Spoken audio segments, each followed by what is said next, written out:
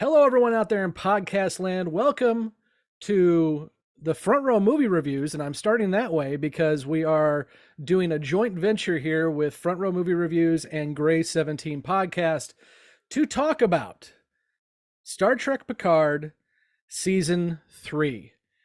Blake and I got the crazy opportunity to watch the first 6 episodes of Star Trek Picard Season 3. So we're going to go over what we thought about those episodes and what we think about the season so far. But I will say right off the bat, we are not allowed to say any spoilers. So there are a lot that happen in the first 6 episodes, but we cannot talk about them specifically. We will talk about our feelings on the season so far, where we think it's doing well and where we our opinions on it. But if you're looking for what happens in episode 5, we're not going to tell you that until you get to watch episode 5 in a couple months from now. So I'm Scott, and with me is Blake. So Blake, let's get right off our chest real quick. What is your first initial impressions of what you saw of Picard Season 3? I think my initial impressions of it is this is very much, I'm going to call it a love letter to fans of TNG. This is back to what made that series work, what made that cast work. You and I grew up with TNG. I think we'll both say, we love DS9, but TNG is the series we grew up with. And this very much goes back to that. And, one thing we've seen in modern takes on old series is they do these little nuggets for fans that are more or less fan service. Everything in this is so intentional. It is paying tribute to, it is honoring the fans, honoring the legacy of the show, and it was very well done. I like that you didn't bury the lead. So you're happy with what you saw so far. Yes. I am absolutely happy too. When I gave you the link to the screeners, I said, I think you're going to like the first second. And I can't say what the first second is, but if you are a fan of Trek, and I'm talking the original series, the movies, TNG, DS9, Voyager, Enterprise, I think you're going to love this thing. I see this, and I'm going to quote what Terry Matalas, the new showrunner for the season, said, and I forgot where I heard it from him, but I know I heard it from him, and that is, this is the next generation cast's Undiscovered Country. Mm-hmm. This is the movie they should have gotten to end their run, and it feels like a movie. Mm-hmm. It absolutely really feels like a movie. And I'll say my one last thing on first impressions before we get into dive into stuff is I'm pissed off. Because now, since I've seen 6 episodes, and so have you, I've got to wait 7 weeks before I know what happens next. And they ended it on a cliffhanger, and that really annoys me. But before we dive into season 3 a little bit more, Blake, tell me how you feel about quote unquote new Trek, specifically, obviously, Picard season 1 and season 2, so we can get kind of a baseline of where we're at. But then also what I would call the Paramount Plus Trek universe that we have going right now. Well, and I will say I agree with you on the episode 6 thing, because I got to the end of that and everyone else in my house is asleep at this point, and I get to that point and it's like, damn it, and trying not to wake everybody else up when I do that. As far as new Trek goes, and I'll start with Picard, I actually didn't hate season 1. I thought it was a slow burn, but I didn't dislike season 1. I didn't like some of the choices it made. The infamously panned cut and copy Starfleet. Mm-hmm. I hated that. It was just lazy. And I think there were some pieces that it didn't feel like the characters we knew. It was very, very different. Season 2, you and I have said the exact same thing. It's a great first episode. It's a great last episode. Cut out the 8 hours in the middle, put them together, and call it a 2-hour special. Would have done great. I did like in season 2 a little bit of the in-between where it came to some of the exposition about Picard's family. Those pieces were good. I think they could have kept some of that in between, but by and large, the 8 episodes in the middle just drug too long. But new Trek in general, I've liked it since it came back. It's different. It looks different, but it works. Discovery got off to a rough start. I think some of that was the behind the scenes turmoil with the people that came in. You had Brian Fuller, who wanted to do an anthology series. He left, and I think the series struggled through its first season from what Fuller's vision was to transition when it got into season 2 to kind of standing on its own with a different direction. And that opened the door to Strange New Worlds. And that honestly is one of my favorite series in the franchise. Strange New Worlds is so very well done. The episodic nature, but it still is connected. So what happens in one episode will definitely bleed into another. But you can watch the episodes as a standalone and you don't feel like you've missed something, which is great. I like that part of it. Going back to that with Star Trek as well. I'm not a huge fan of Prodigy. I'll be honest. I've watched it. I'm sure it's great for a younger audience, but I've not gotten into Prodigy that much. But Lower Decks, I do love watching Lower Decks and cannot wait for the Strange New Worlds Lower Decks crossover, which actually is going to be directed by Frakes. So that should be a good one. Yeah, I'm really mostly in the same boat with you. I think Discovery has gotten a lot better. I think season 3 was the high point so far, but season 4 wasn't too bad at all. I enjoy Lower Decks. I honestly haven't caught up with Lower Decks all the way, but I enjoy what I saw. I did see the DS9 episode because I had to. And Prodigy, I haven't. What was that? Just keep orbiting. I know. Just keep orbiting. Do it again. Go around again. And I haven't really watched Prodigy either, but I agree with you. Strange New Worlds is quintessential Trek for me. In terms of Picard, season 1 was very much a slow burn, and the cut and paste fleet was really annoying. And I didn't like the darkness of season 1, and we will get back to that a lot, I think, in our conversation about season 3. But it didn't feel like Trek to me. It felt like just another story with a couple characters I knew tacked on, and not that many characters to begin with. In season 2, you said it, and we've said it before together, is I think if you take episodes 1, episode 2, and episode 10, or actually is it 8? I don't know how many episodes season 2 had, but whatever. The last episode, you merge those 3 together, you got a pretty decent movie. And I will say, the writer of season 2, episodes 1 and 2, was Terry Matalas, who then became showrunner of season 3. So let's go ahead and dive right in to season 3. And again, as I mentioned in the upfront, we have the ability to talk about overarching themes and our feelings on the show. But if you're looking for spoilers, this is not the place to go. Although we will probably do an episode recap, I think, once the episodes start airing, and we'll get into much more details. There's a lot of stuff. I will tell you all up front that what you saw in the trailers, you ain't seen nothing yet. I told Blake when I had him watch these that you're going to have several oh shit moments. And was I right? You were absolutely right. I mean, there were some times watching that, and I sent you a few expletive posts as was going through it. I knew exactly where you were in the show by what you were mentioning, like, oh, that just happened. Ooh, this just happened. So that was really fun. But let's first kind of dive into the overarching just how we feel about this compared to season 1 and season 2 in terms of themes, in terms of production, things of that nature, and being very careful that we only talk to what people have seen so far. Yeah, and I would say, I think for me, talking very broadly on the production, is this feels like the evolution of the Next Generation. It production-wise, it looks like it feels like it. You can tell it's been 25, 30 years, but it feels like what you're familiar with, and it has those pieces. Also, with the production and story writing, the pacing is spot on.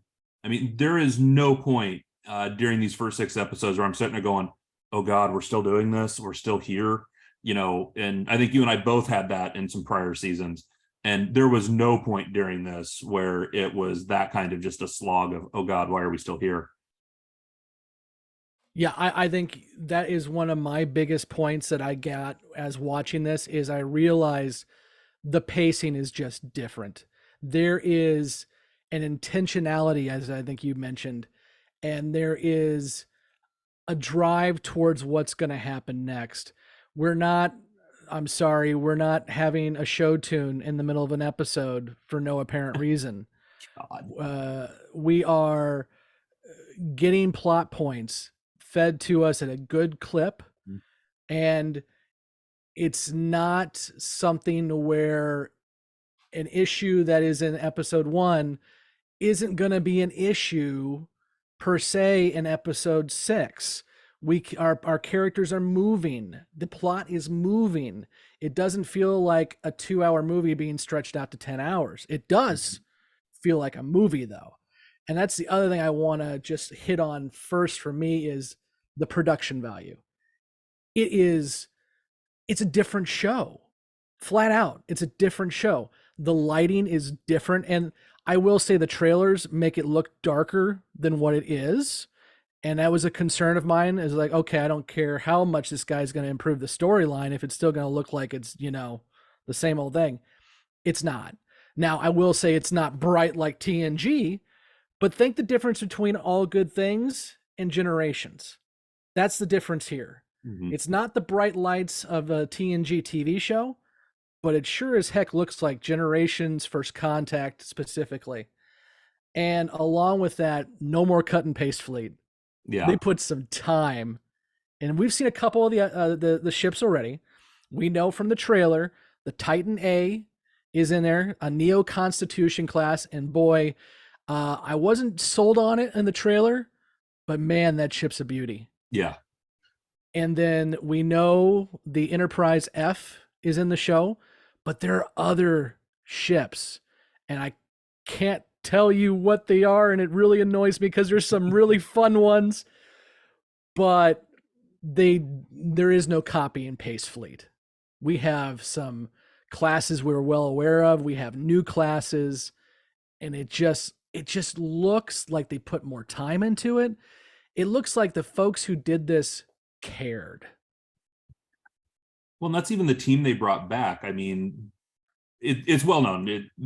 They brought back some of the production team. You had Michael Okuda in this. You had Doug Drexler at some point had a hand in some of this. You had people that were working on Star Trek Online.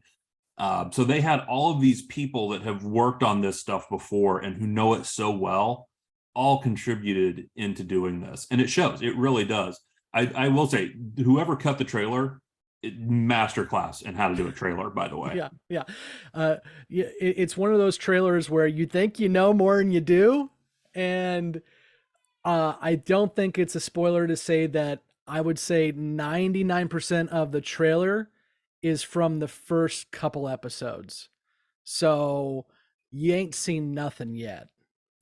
Well, and the other part I would say with production on this, season 1, when they're going through the whole Borg cube in Picard, and he does the escape with I'm blanking on the character. That tells you all you need to know about season 1, right? Yeah, that right there. So they escape the Borg cube and they do this long range transport to a planet. It's like, well, I'll be damned, there's Will Riker. It just kind of that random beyond credibility jump of, oh, look, it's Will and Deanna. When the characters come in this season, it fits naturally within the story. Absolutely. Is what I would say. So that's the other part I really liked with it. It's not just people popping up for the sake of being there. It's intentional, and it fits, and it works very well. The thought I had when we started, quote unquote, getting the gang back together is it felt like the Magnificent Seven. You have your first two main guys who are called on a mission, and then they start reaching out to folks and sometimes falling into folks they weren't expecting. But you're right. It just feels like we are building to a crescendo, which unfortunately our screeners didn't get to, which is why I'm really annoyed. I got to wait another 2 months now. But yeah, exactly. And the thing that kept popping in my head throughout watching these 6 episodes was, this should have been season 1. This should have been what Star Trek Picard was supposed to be. Now, I know from behind the scenes stuff and what I've read, this is probably not what Patrick Stewart wanted. I think he had said in many interviews that he didn't want to just do the Next Generation again, and he wanted to do something more, internal, looking into Picard's character. But I will say this is not TNG Redux at all. But it feels right. It feels Mhm. like this is the way it should have been from the beginning. You've got some of our Yeah. characters who, as we know in season one, the Rikers and Picard are still friends, but you've also got some characters who Picard hasn't spoken to in 20 years. And so those dynamics are interesting as well too. And I think some of that is how the series was pitched to Patrick Stewart in the first Mm, place. And I think if he would have been pitched this, he might have felt differently on the series as far as what he wanted or didn't want. mhm. I get he wanted something different, and this is different. It isn't, you're right, it's not just a remake of the Next Generation, but it's a very organic continuation of it. And I think that would have gone over better than kind of what was originally set up and pitched to him, which was a very introspective version into Picard's character itself, Mm-hmm.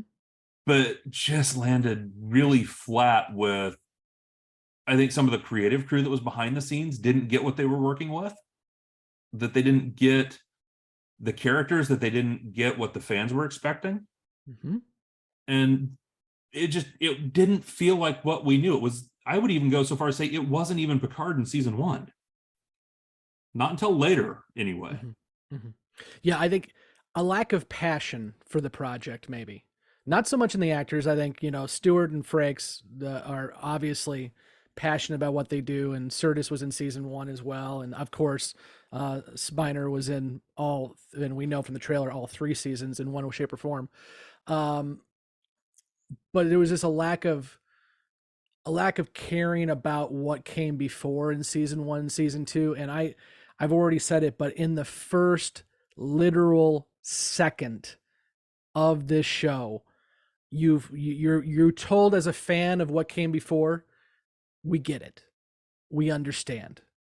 This is going to be a new story, but we respect you and we respect what came before. And it's just a breath of fresh air. So we've been talking about the characters a little bit, Blake. Again, we can't go into much, but one of the big changes in season three is most of the main cast from season one and season two have left the show, and we knew that in season two. One of our main characters is back in the 21st century. One of our main characters is the Borg Queen. So what we know in the trailer and what we know from season three that everyone knows is really the only returning cast person that you know of right now is Rafi. Mm-hmm. So how do you feel about that transition of from these characters that were built up from the first two seasons to now shifting back to the TNG cast? Well, and you have Jerry Ryan in as well, and Oh, that's I'm sorry. Yes, so I'm Jerry sorry. Ryan Yeah, is there from Jerry the first. Ryan. She's in her own little world because she's former Trek and new Trek. So I kind of pinned her with the TNG cast, and I shouldn't have done that. You're right. Yeah, Jerry Ryan is obviously a main factor in this show as well too. But with the other characters from season one and two, I mean, honestly, you don't miss them. And I think that goes also, like we've said before, it goes to the writing of season one and two. I don't think we really got invested in those characters that much. Even I think the most promising character out of it from season one was Evan Evagoria with Elnor and the Mm-hmm. potential of that character. But then you get to season two And and they pretty much literally put him in the spends, fridge. Yeah. yeah, gets put in the fridge for the entire run of it, and doesn't get utilized or developed any. So, I mean, I think I could say I would have liked to have seen some development there. And who knows, there's 4 episodes left. What may happen that we don't know about yet. And there's some potential there, maybe. But Mm. I think that's the one character that I would say Rios didn't really get invested in Rios as a character. Allison Pill, I think we both commented on Girardi annoyed us most of the time Hmm. throughout the And I don't season. think it was Allison Pill's fault. I think it was the writing's fault most of Yeah, it. absolutely. Because I mean, in the newsroom, Allison Pill's great, so it wasn't the actress in that case. Yeah. But I will say, I mean, of all the season one, season two, quote unquote new cast, Michelle Hurd, I think, was the strongest piece with Rafi. So having Mm, Rafi back, and where we find Rafi and where her arc is going is interesting. I was worried, and you kind of get this from the trailer. I was worried that it was going to be the TNG cast on one plot, the A plot, and the Rafi show on the B plot, but that's really not the case. And they really do intertwine those two those those two storylines fairly well in the mhm. first 6 episodes. Yeah, which really Good. it works. And I was trying to think how I wanted to phrase this because I where I'm know. gonna go I'm with this, being very careful right? myself. Because you mentioned these, moments where it says we were messaging back and forth. It's just those responses where you knew where I was. And honestly, that's one of those oh shit moments Yes. where I messaged you. And that's what I was trying to phrase. How do I go there? But yes, that's one of those oh shit moments is where We'll that get there when we intertwine get there. happens. That's why we need to do episode recaps because I want to talk about these episodes because every single, I mean, we're talking the season as a whole, at least the first 60% of it, but there's not a weak episode in the bunch, folks. Mm-mm. And I sound like a fanboy, but I didn't really like what came before. And I've been hit and miss on New Trek from the beginning.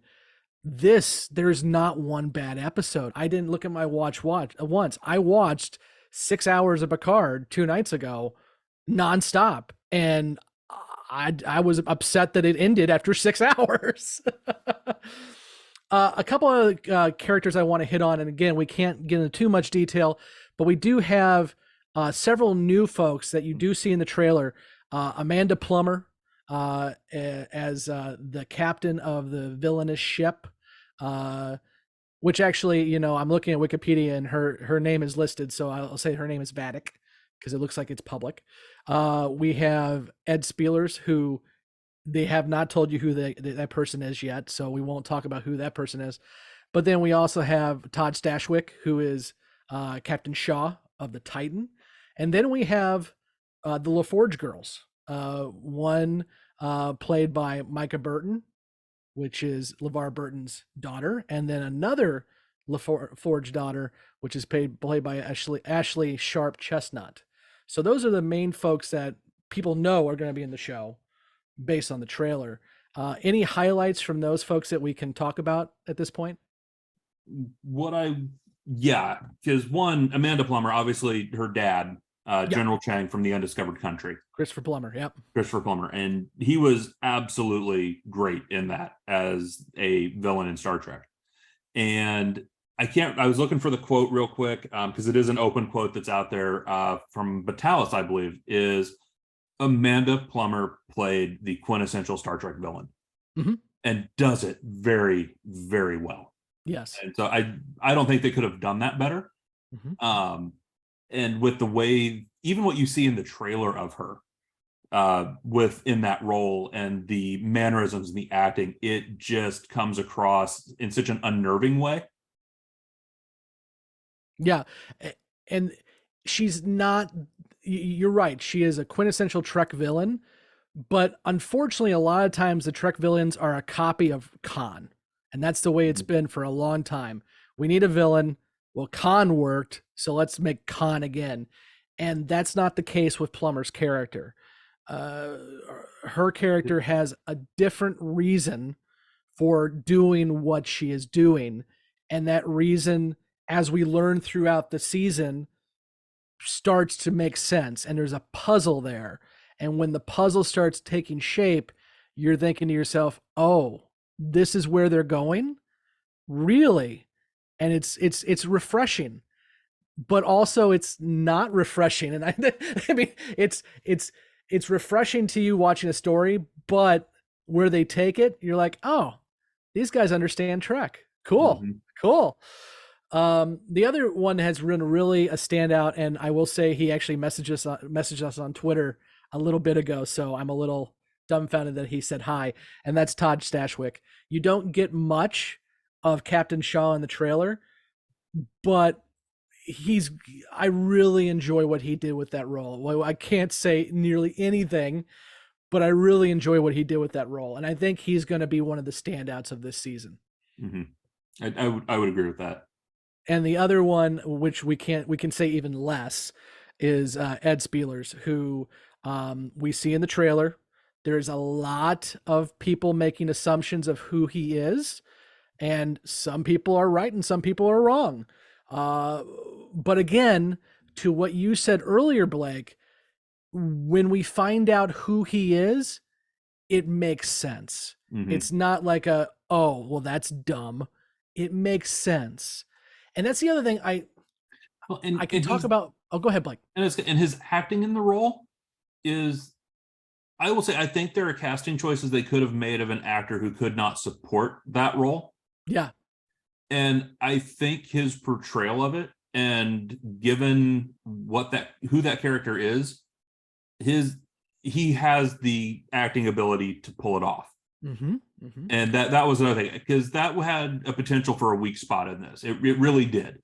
And I think that's important. That was one concern I kind of had is, mm-hmm. We started going through the episodes. I'm like, is this gonna, is he gonna be able to pull this off? Because I've seen him in other things. Mm-hmm. I've seen him in Downton Abbey. I've seen him in other projects he's been in. And I was kind of worried that, is this gonna work? But no, he absolutely pulled it off. So the other thing I kind of want to hit on too with that is there's not one weak actor in the bunch. And we haven't even talked about the TNG cast, but they all come to play. Every one of them. And I will say, and you kind of see this in the trailer, Gates McFadden gets more to do in this season than she did in 6 years of TNG plus 4 movies. Flat out. She gets a lot to do, which is great. And mm-hmm. every one of the cast get to play. And it's fun to see where they are. And some of what you see in the trailers, that's where they are. And some of what you see in the trailers, they may be somewhere else that you didn't think about. Mm-hmm. But the other thing I really like about the show running and the writing, and I don't know who did it, if it was the Okudas or if it was Metalis or whomever, but every time as a Star Trek fan that something comes up that's like, oh, that doesn't make sense, that's a plot hole, they actually explain that it's not. And I'll give you one example, and I don't think it's a spoiler, and if it is, Paramount can strike me dead. The holodeck is used once. Mm-hmm. And it's at a time where you're like, as soon as they walk in the holodeck, I'm like, that doesn't make sense. The holodeck should not be working right now because this is dumb. And then they actually said, oh, here's why the holodeck is working. And honestly, it kind of makes sense. I mean, obviously it's there for plot, but the way they explained it, I was like, you knew the fans were going to be pissed. Yeah. And you're like, no, we have a reason for this. There is more than plot convenience here.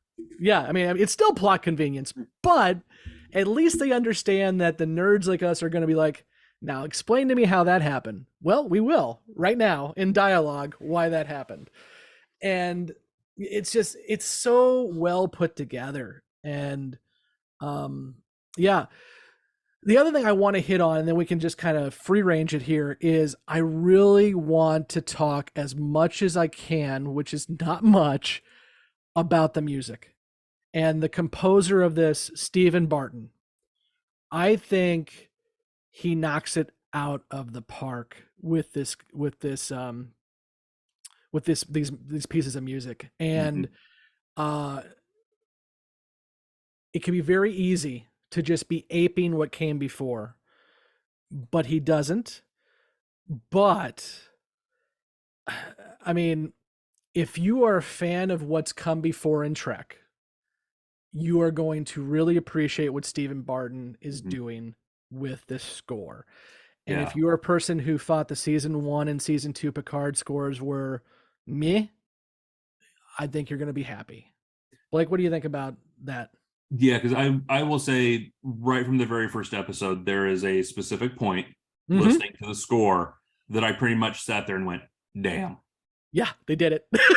Yeah, it was just, damn, they did it. And just And wait for the closing credits on every episode. You're just like, wow. which was the second point where I'm just when the closing one hit, that's the one where I actually got a little misty eyed on that one, Yeah. just to have that the way it was.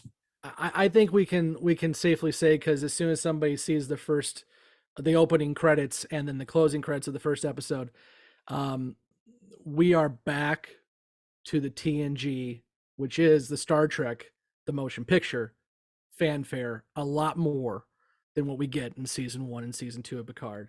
It felt like, much like when Enterprise first came out and it was Enterprise and not Star Trek Enterprise, it felt like season 1 and season 2 were like, we don't really want to be associated with what came before. We want to be our own thing, and we really don't. I mean, it's Star Trek, but we don't want to be. No. Season 3 is like, we're just putting our foot on the gas and we're going with it. Here it comes. Yeah. Buckle up. So, what have I not talked about, Blake, that you want to chat about? I think the other bit would be, and Terry Matalas has been sharing pictures and other things, is yes, the sets are some redresses from season 2. Mm-hmm. But specifically, the Stargazer Bridge is, yeah. Exactly. Specifically, the Stargazer Bridge and conference room setup. But it doesn't feel like it. I mean, you can tell it is, but they put enough effort into it. Because that was one of my other criticisms with the copy and paste fleet. When you saw Riker in that chair in season 1, yeah, there was absolutely no freaking doubt he was sitting in the bronze-colored bridge of the Discovery. Yes. And this time it feels different enough that, yeah, it's a set redress, but it's different enough, and it still makes you feel like you're on a different ship. Mm-hmm. Yeah, and I think it's a set redress, but again, and I've hit on this already, the lighting is just different. Again, do not go into this expecting the bright colors of the Galaxy class bridge, which we both hate, by the way. Yeah, in which there's a scene in the first episode. I was like, they finally hit on why I have a problem with the Galaxy class. But why I mentioned that. Yes, the fat one. But the best way I can describe it is, if you sit down and watch All Good Things, and then you immediately take that DVD out and you put in Generations, that's how season 3 feels. It has the same lighting dynamic as watching the TNG crew on the big screen, which, and I think I've said this like 15 times already, this feels to me like a 10-hour TNG movie. And if it continues the next 4 episodes the way the first 6 did, it will be, at least for me, the best TNG movie that we've ever gotten. And from what I understand from folks who have watched the whole thing, the last 2 hours is literally a TNG movie. So, and we haven't gotten there yet, and I'm going to have to wait another 3 months to get there, but that's what I've heard. The other thing I wanted to hit on real quick is the other side. I mean, we talked about the main characters that we can talk about, but another complaint I have with Discovery is, even into season 4, I don't know the bridge crew. I just don't know them. I mean, I've gotten to know a couple of them and so forth and so on, but immediately you start recognizing the members of the Titan crew. And so when things happen to the Titan crew, you care, because you know about the Vulcan science officer, and you know Geordi's daughter is the helmsman, and you have connections with each of these people in the first 6 episodes that you didn't get in nearly 3 to 4 seasons of Discovery. It's just another one of those where each character gets a little moment to ingratiate themselves with the audience. And I think that's something that could have easily been passed up and not cared about, but it was. And I think that for Discovery goes back to Brian Fuller never wanted that to be a he wanted an anthology. So he never built that season where you got invested in those characters. That's true. I will say, now I think they've done a better job than you do in later seasons. Not with the entire bridge crew, but with some of them, you do start to get a better relationship and understanding of. Yeah, and then they stick one of them at Starfleet Academy. So yeah. I think that is really, we've hit on I mean, there's so much more I want to talk about, guys. And again, I sound like a fanboy, but when you start watching these episodes and you start having the oh shit moments that Blake and I had, I hope you'll understand. And there's going to be some people out there who are not going to like this, and that's fine. But I think I'm going to go on a limb and say 90% of Star Trek fans and 90% of sci-fi fans are going to find something to like in this. This is not one of those where, well, I like it, but I know other folks aren't. This is so good. Production value, acting, direction, which a lot of the episodes are directed by Jonathan Frakes, and he really should be given another Star Trek movie, but I know that's probably not going to happen. There's just so much good in here. Well, and that's really the other excited. Part too, you're right. This is the undiscovered country for the TNG cast. Mm-hmm, mm-hmm. But TNG is not the only franchise property this touches on. Yes, and I was gonna hit on that a little bit. I've been very careful. I think the easiest way, Blake, that I can say this, and if you can come up with a better way, please do. Regardless if you are a fan of the original series, TNG, DS9, Voyager, Enterprise, the movies, and also the new stuff, of course. And I even think the animated series, to be honest. If you're a fan of one of those shows, you are going to find something here that is a Easter egg for you. And you're going to find something that is going to say, we care about your fandom. And it's not lip service, and it's not like remember berries and everything else. No, it's we know what came before, and we are respecting what came before. Well, that's because the cringiest part for me for season 1 too, other than the copy and paste fleet, was when Picard walked into the Starfleet archives. Yes. And he goes into his section of the library, and there's just all of these random things Picard Day in there for no reason. They're just there. You know, you had the model of the Enterprise E, you had the Captain Picard Day, and it was just these random things that were there for no reason. They didn't serve a plot element. Well, but how many times did people spend? How many hours did people spend on season 2's trailer when there was an artifact that was Bajoran, and we're like, oh my god, we're getting Cisco, and it just turned out it was a decoration. They probably didn't even know what it was. So yeah, which I was pissed over, by the way. I know, so was I. But everything that's there it serves a reason. Mm-hmm. Mm-hmm. And so, which to me is far more respectful of the fans than just throwing something in there for the sake of having it be seen on screen. Mm-hmm. Yeah, and I think the other point I want to hit on too with that is, I just said that if you're an old Star Trek fan, you're gonna find something to like, and you're gonna find something to latch on to. And I gotta tell you, no, I'm not going to say it because I'm going to get myself in trouble. Don't say it because I know we'll talk about it later. I will say one other thing. There are some references to people we have lost along the way that really hit me, and we'll leave it at that. But I want to also say, for those who are not fans of old Trek, this is a good show. You can come in and start watching it, and you're not going to care that what's on Picard's desk was from episode blah, blah, blah, blah, blah, blah, blah, blah. It doesn't matter. It matters to us, and it's done well, but you can continue to watch this show and be like, oh, this is a good show. There's a good story here. There's a good mystery, and it's not just a MacGuffin. We have something we can latch on to. So they've done that high rope act of being able to be nostalgic, but also tell a good story that anyone can latch on to, at least in my opinion. Yeah, I would agree. I think anybody can come into this and watch this. If you're a first-time viewer, you're going to enjoy it for what it is and be able to follow it. If you're like us, or even longer-term fans than we are, you're going to be able to come into this and feel at home. Yes.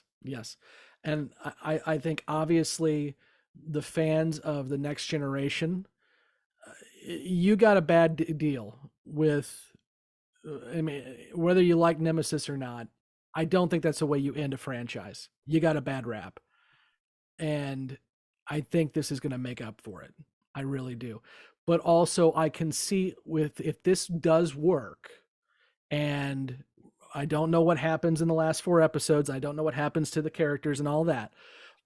But depending on how things work out and if this holds up the way it has held up so far in the first 6 episodes, I don't think you've seen the end of some of these characters in Trek, because this is so well done that I would be very, very shocked if the powers that be didn't go to Terry Metalis and say, "What's next?"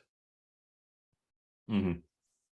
And I am just floored at how well he knocked this out of the park, and I was not expecting that.